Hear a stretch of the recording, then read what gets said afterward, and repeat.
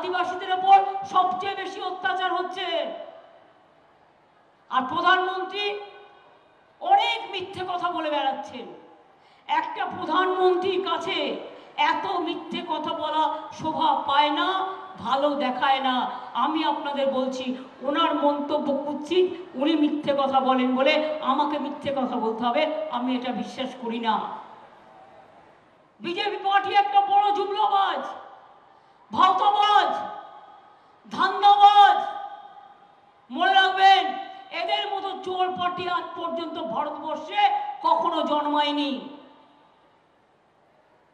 যার অনেক টাকা আছে সে এখন বিজেপিতে, না গেলেই সিবিআই, নয় ইনকাম ট্যাক্স, নয় এনআইএ, নয় এনএসজি, আর 100 দিনের কাজের গরিব লোকেরা যে কাজ করলো, আপনাদের পঞ্চায়েত টাকাটা দিয়েছিল। 100 দিনের কাজ যারা জব কার্ড হোল্ডার আছেন, আপনারা যে কাজটা করেছিলেন 3 বছর টাকা দেওয়া হয়নি। এখানকার পঞ্চায়েত টাকাটা দিয়েছিল? সত্যি কথা বলুন আমায়, দিয়েছিল?